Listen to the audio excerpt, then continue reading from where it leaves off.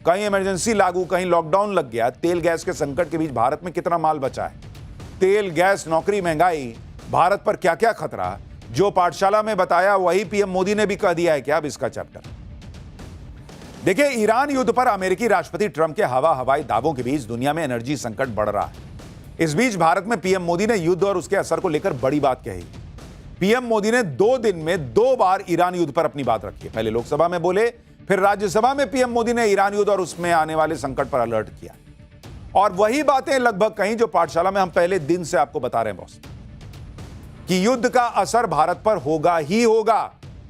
भले बीजेपी के नेता, इकोसिस्टम, उनका पेट्रोलियम मंत्री, उनके अधिकारी कहते रहे कि ना ना ना कुछ नहीं, सब बहुत बढ़िया।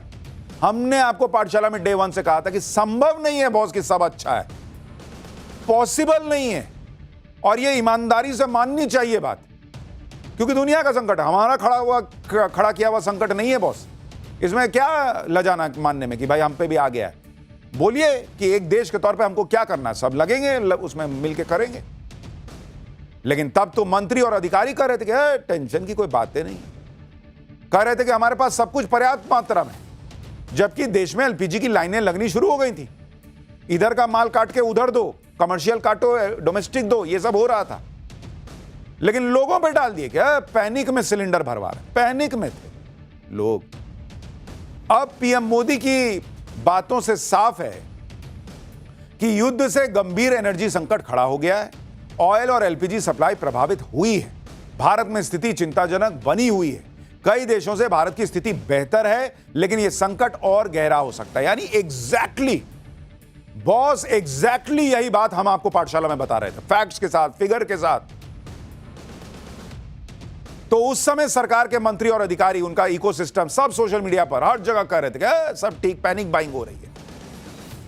अब पेट्रोलियम मंत्री कहें, प्रधानमंत्री जब ईमानदारी से देश को बता रहे हैं कि भाई ये स्थिति है, तैयार रहना होगा, तो पेट्रोलियम मंत्री बताएं, उनके अधिकारी बताएं, उनका इकोसिस्टम बताए बॉस, कि तब आप क्यों बोले कि नहीं नहीं कोई दिक्कत नहीं, हमने इतना डाइवर्सिफाई कर दिया है अपना प्रोक्योरमेंट कि हमको कोई दिक्कत नहीं है। अब कहां गया आपका डाइवर्सिफाई जो किए थे?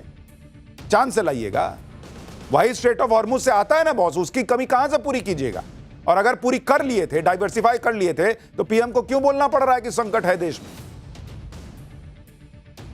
पब्लिक के ऊपर क्यों लाद दिए आप लोग कि पैनिक बाइंग, जैसे पब्लिक को कुछ समझ ही में नहीं आता है। अब जब ईरान युद्ध के 24 दिन हो गए, तो सरकार को वही बात माननी पड़ी जो हम पाठशाला में शुरू से कह रहे थे।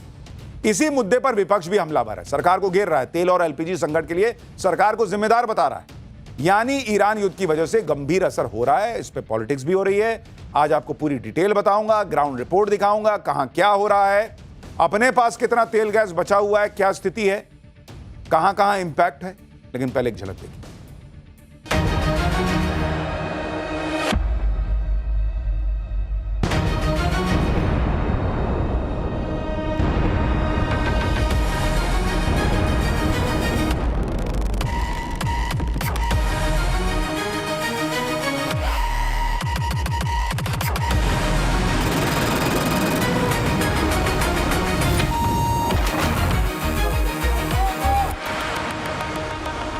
ये स्थिति चिंताजनक है।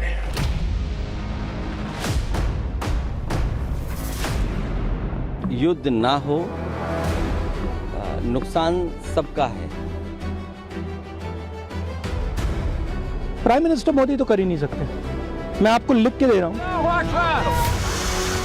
हमने डी एस्केलेशन और हॉर्मुज स्ट्रेट खोले जाने पर भी उनसे बात की है।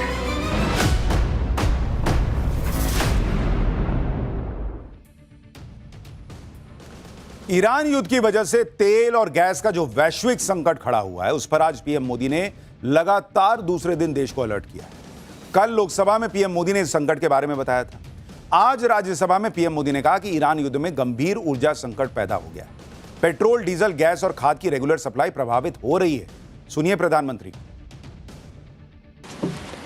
इस युद्ध ने पूरे विश्व में गंभीर ऊर्जा संकट पैदा कर दिया है। भारत के लिए भी ये स्थिति चिंताजनक है। इस युद्ध से हमारे व्यापार के रास्ते प्रभावित हो रहे हैं। इससे पेट्रोल, डीजल, गैस और फर्टिलाइजर जैसे जरूरी सामान की रूटीन सप्लाई प्रभावित हो रही है। युद्ध की शुरुआत के बाद से मैंने पश्चिम एशिया के ज्यादातर देशों के राष्ट्राध्यक्षों के साथ 2 राउंड फोन पर बात की है। हम गल्फ के सभी देशों के साथ लगातार संपर्क में हैं। हम ईरान, इजराइल और अमेरिका के साथ भी संपर्क में हैं। हमारा लक्ष्य डायलॉग और डिप्लोमेसी के माध्यम से क्षेत्र में शांति की बहाली का है। हमने डी एस्केलेशन और हॉर्मुज स्ट्रेट खोले जाने पर भी उनसे बात की है। यानी प्रधानमंत्री नरेंद्र मोदी ने बड़ी ईमानदारी से, साफ गोई से देश को बताया कि दुनिया में यह संकट है, भारत पर भी यह संकट है क्योंकि हमारा भी सप्लाई प्रभावित हो रहा है। भारत प्रयास कर रहा है और साथ ही लोगों को समझा भी रहा है कि भाई डिप्लोमेसी से बातचीत करके इसको हल करो, ये मारा काटी से कुछ नहीं होना है। तेल गैस का संकट पूरी दुनिया पर और युद्ध खत्म होने के आसार भी नहीं दिख रहे अभी। इसलिए आप देखिए कि हलचल हर तरफ मची हुई। आज ही केंद्र सरकार के ग्रुप ऑफ मिनिस्टर की बैठक हुई है। अमित शाह, एस जयशंकर, जेपी नड्डा, हरदीप सिंह पुरी ने मीटिंग की। बैठक में खाद्य और पेट्रोलियम गैस की स्थिति पर चर्चा हुई। बैठक में बताया गया कि देश में खाद की उपलब्धता संतोषजनक है। गैस की कमी से फर्टिलाइजर उत्पादन पर असर पड़ सकता है। मोरक्को जैसे देशों से खाद आयात करने पर विचार किया जा रहा है। बैठक में यह भी तय किया गया कि अलग अलग मंत्रालयों के साथ रोज इसी तरह की बैठक करके हालात की समीक्षा की जाएगी, जिससे जरूरी कदम उठाए जा सके। युद्ध को 25 दिन हो चुके। आगे कब तक युद्ध चलेगा कोई नहीं जानता, क्योंकि शुरू हुआ था तो लोग थोड़ी सोच रहे थे कि 25 दिन चला जाएगा। कोई ट्रम्प ने नहीं सोचा था। आगे आने वाला समय और चुनौतियों भरा हो सकता है और यह बात अब सब मानने लगे। आप देखिए कि सरकार ने इस मामले पर चर्चा के लिए सर्वदलीय बैठक भी बुलाई है। बुधवार शाम 5 बजे सरकार ने सर्वदलीय बैठक बुलाई है। बैठक में वेस्ट एशिया में चल रहे तनाव पर चर्चा होगी। भारत की रणनीति क्या हो, इस पर भी चर्चा हो सकती है। सरकार इधर बैठक बुलाकर विपक्ष से चर्चा करने की बात कर रही है। दूसरी तरफ विपक्ष भी सरकार से सवाल पूछ रहा है। नेता प्रतिपक्ष तो पीएम मोदी की विदेश नीति पर ही सवाल उठाने लग गए और कह रहे हैं कि वो सर्वदलीय बैठक में जाएंगे ही नहीं। सुनिए राहुल गांधी। इंडिया के प्राइम मिनिस्टर हैं, दिखना चाहिए कि हिंदुस्तान के प्राइम मिनिस्टर हैं। पोजीशन क्या है? कोई पोजीशन ही नहीं है। तो और दुख की बात है कि इसका नुकसान होगा लोगों को। अभी शुरुआत हुई है। आपने स्ट्रक्चरल गलती कर दी है। आपने पूरा ढांचा उड़ा दिया है। ठीक है, अब उसको आप ठीक नहीं कर सकते हैं। मैं आपको लिख के दे रहा हूं, प्राइम मिनिस्टर मोदी जो अमेरिका कहेगा और जो इजराइल कहेगा वो प्राइम मिनिस्टर मोदी करेंगे। वो हिंदुस्तान के इंटरेस्ट में काम नहीं करेंगे। ऑल पार्टी मीटिंग आपको लगता है देर हो चुकी है ऑल पार्टी मीटिंग में? नहीं, अब मैं तो वहाँ नहीं हूँगा क्योंकि मेरा तो केरला में प्रोग्राम है। अब एक सवाल ये भी है कि भाई इतना इंपॉर्टेंट मीटिंग हो रही है, ऑल पार्टी मीटिंग हो रही है, राहुल गांधी को केरला जाना है अपने कार्यक्रम। भाई अगर आपके पास इतना विजन है विदेश नीति को लेकर तो जाइए, आप ही बता दीजिए देश को कैसे अपनी विदेश नीति तय करनी चाहिए। लेकिन वो केरला जा रहे हैं। विपक्ष का आरोप है कि सरकार की विदेश नीति फेल हो गई। ईरान युद्ध की वजह से देश में ऊर्जा संकट की जिम्मेदारी भी मोदी सरकार पर डाली। अखिलेश यादव से लेकर आम आदमी पार्टी तक सरकार से सवाल पूछ रही है। युद्ध ना हो, नुकसान सबका है। और अब जो परिस्थितियां बनी हैं, भारत को एक मौका और मिला था फिर, जहां विश्व गुरु बन करके दिखता। अगर ये विश्व गुरु बनने का मौका खोया है तो भारत सरकार इसका जवाब दे। एक बार सुना था कि प्रधानमंत्री जी बिना प्रोटोकॉल के पाकिस्तान में उतरे थे। ये फिर एक बार मौका मिला है। संकट के लिए अगर हिंदुस्तान में कोई जिम्मेदार है तो आदरणीय नरेंद्र मोदी जी जिम्मेदार हैं। अगर वो 2 दिन पहले इजराइल की यात्रा पे नहीं गए होते और ईरान पे ये हमला नहीं हो रहा होता तो आप निश्चित रूप से मान के चलिए कि जो आज संकट देश के लोगों को उठाना पड़ रहा है, हार्मोज समुद्री मार्ग बंद हुआ है, उससे हम लोग बच जाते। संजय सिंह तो अजीब ही बात कर रहे हैं। उनके हिसाब से ऐसा लग रहा है कि नरेंद्र मोदी इजराइल गए, इसलिए इजराइल और ईरान और अमेरिका का युद्ध शुरू हो गया। भारत के लिए कितनी बड़ी चुनौती आ गई है, आपको वो भी समझना चाहिए कि दुनिया के कई देश अब 25 दिन के युद्ध में लड़खड़ाने लगे हैं बॉस। और आप देखिए दुनिया में क्या क्या हो रहा है, फिर भारत में आपको बताऊंगा। फिलीपींस में नेशनल एनर्जी इमरजेंसी लागू कर दी गई है। फिलीपींस का 90% कच्चा तेल हॉर्मुज के रास्ते से आता है। हॉर्मुज स्ट्रेट बंद होने से फिलीपींस पर गंभीर असर पड़ रहा है। इसके अलावा फिलीपींस में सिर्फ एक ही तेल रिफाइनरी है। इस वजह से फिलीपींस में ऊर्जा संकट गहराता जा रहा है। ईंधन सप्लाई और ऊर्जा स्थिरता पर खतरे की वजह से यह कदम उठाया गया है। वर्क फ्रॉम होम और इधर राशनिंग जैसे कदम उठाए जा रहे हैं। कई इलाकों में रोटेशनल बिजली कटौती शुरू करनी पड़ी। तो यह सब हो रहा है दुनिया में। और सुनिए, फिलीपींस की तरह दुनिया के कई देशों में एनर्जी क्राइसिस की वजह से सख्त कदम उठाए जा रहे हैं। जैसे श्रीलंका में स्कूल, सरकारी दफ्तरों में छुट्टी करनी पड़ी।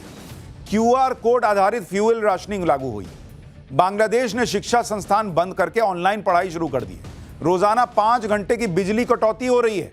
और जेट फ्यूल बांग्लादेश में 79% महंगा हो चुका है। पाकिस्तान में 4 दिन का वर्क वीक लागू है। स्कूल कॉलेज बंद करने का आदेश है। इजिप्ट में रात 9 बजे तक बाजार बंद करने का आदेश है। कीनिया में ईंधन राशनिंग लागू हो गई है। निर्यात पर रोक है। न्यूजीलैंड में कारलेस डे नियम लागू करने पर चर्चा चल रही है। न्यूजीलैंड की लगभग 1100 उड़ानें रद्द हुई। स्लोवाकिया में डीजल खरीद पर सरकारी कोटा लागू कर दिया गया है। स्लोवेनिया में ईंधन के लिए राशनिंग लागू कर दी गई है। कारों को 30 लीटर और ट्रकों को 200 लीटर की सीमा तय कर दी गई है। कंबोडिया में 1/3 पेट्रोल पंप बंद हो गए हैं। म्यांमार में पेट्रोल के लिए ऑड इवन योजना लागू हो गई है। और इसलिए आपको कह रहा हूं कि यह संकट दुनिया का संकट है बॉस। दुनिया में लोग बाप बाप करने लग गए हैं और हम इससे अछूते नहीं रह सकते।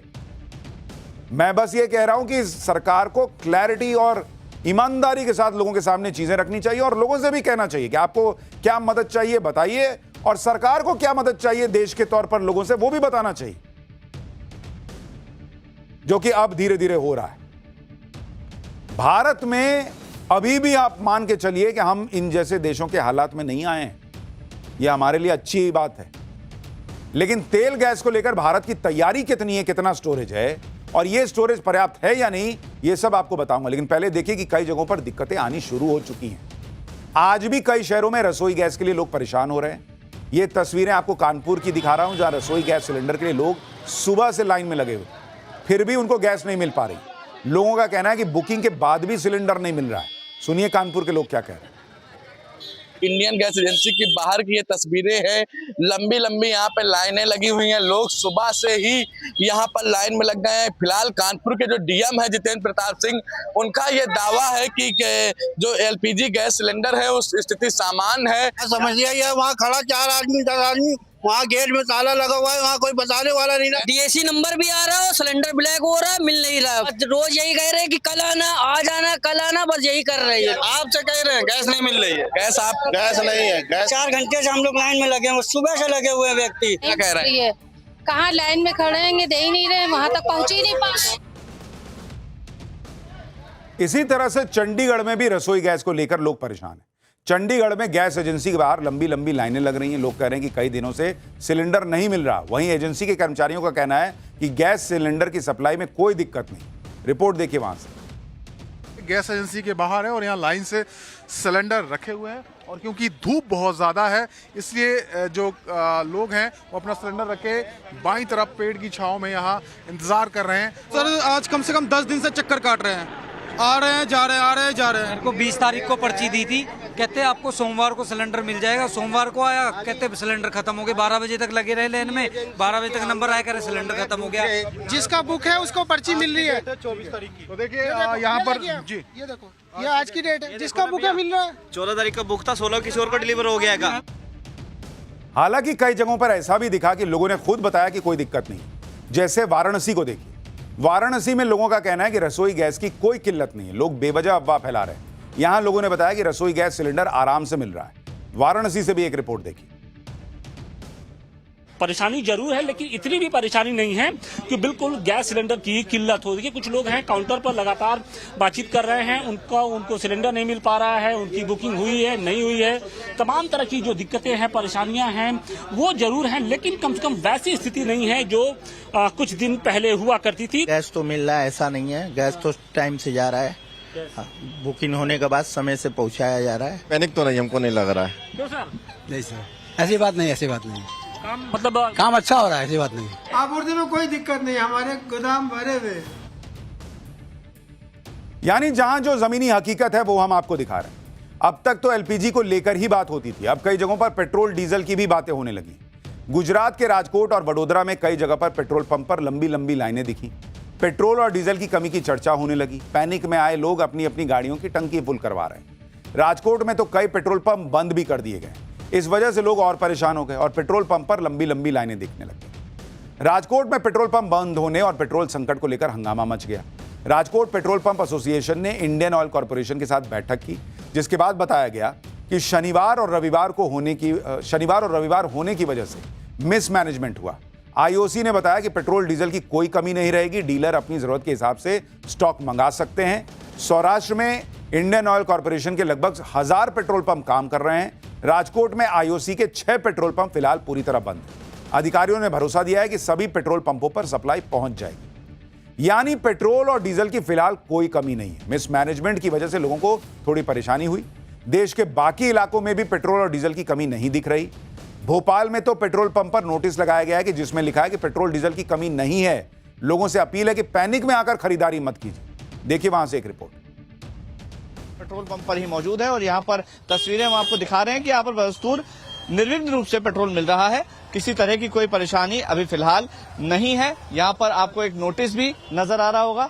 नोटिस में साफ तौर पर लिखा हुआ है पेट्रोलियम और प्राकृतिक गैस मंत्रालय की ओर से ये चस्पा किया गया है सारे पेट्रोल पंप्स पर कि देश भर के सभी पेट्रोल पंपों पर डीजल और पेट्रोल की उपलब्धता है। पेट्रोल को लेकर कोई परेशानी किस तरह की? नहीं, अभी तक तो कोई परेशानी नहीं है, अभी तक तो कोई प्रॉब्लम नहीं आई है यार। अच्छा, नहीं, कोई परेशानी नहीं है भैया। कंपनी द्वारा बराबर सप्लाई की जा रही है, किसी प्रकार की दिक्कत महसूस नहीं हो रही है।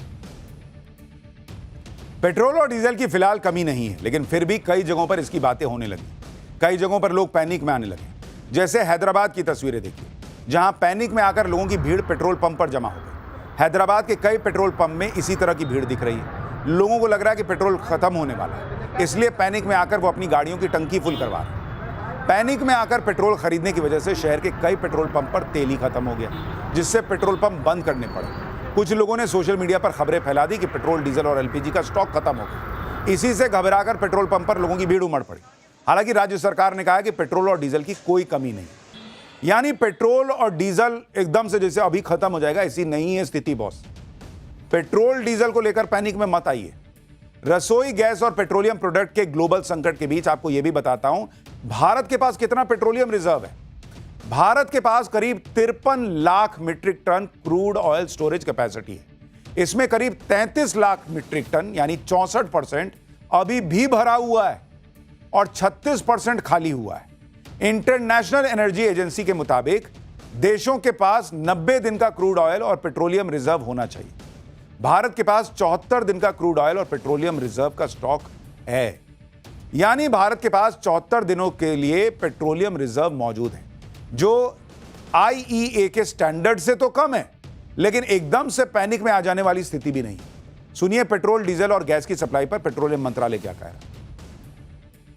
सभी लोगों से निवेदन करूंगी कि अफवाहों पर विश्वास न करें। सफिशिएंट स्टॉक्स अवेलेबल हैं। पेट्रोल और डीजल की पर्याप्त आपूर्ति हो रही है। एलपीजी सिलेंडर भी सभी घरेलू उपभोक्ताओं को दिया जा रहा है। पीएनजी कनेक्शन डोमेस्टिक में 100 पीएनजी की सप्लाई डोमेस्टिक कंज्यूमर्स के लिए 100% है विदाउट एनी कट। सो इस स्थिति में कृपया पैनिक ना हो। यानी ये युद्ध जितना लंबा खिंचता जाएगा, वो युद्ध का लंबा खींचना जो है ना, वो ये तय करेगा कि दुनिया में कौन सा देश कितनी मार झेलेगा, कितनी तकलीफ झेलेगा। क्योंकि बात सिर्फ तेल गैस की नहीं है, ये युद्ध हर जगह नुकसान करेगा। जैसे भारत के शेयर मार्केट को देखिए, 28 फरवरी से अब तक मार्केट कैपिटलाइजेशन 456 लाख करोड़ रुपए से घटकर 422 लाख करोड़ हो चुका है। यानी 25 दिन में मार्केट से 34 लाख करोड़ रुपए स्वाहा हो चुके हैं। 25 दिन में बीएसई सेंसेक्स कुल 6170 पॉइंट गिर चुका है, जो कि 7.6% की गिरावट। निफ्टी अब तक 1746 पॉइंट गिर चुका है और यह 7% की गिरावट है। 10 ग्राम 24 कैरेट सोने का दाम 27,051 रुपए घट चुका है, यानी रोजाना सोने के दाम 1000 गिर रहे हैं। चांदी के दाम 65,303 रुपए प्रति किलो गिरे हैं, यानी रोजाना चांदी का दाम करीब 2600 रुपए गिरा है जब से युद्ध शुरू हुआ है। और इसीलिए युद्ध का इंपैक्ट, भाई जिसने शेयर बाजार में पैसा लगाया उसको फील हो रहा है, जिसने सोना चांदी खरीद रखा है उसको फील हो रहा है, और सबके लिए भलाई इसी में है कि युद्ध जल्दी खत्म हो। डोनाल्ड ट्रंप को समझ में आए कि भाई ये युद्ध रोक लो, तुम्हारे ईगो से बड़ी चीज है दुनिया के लोगों की जिंदगी।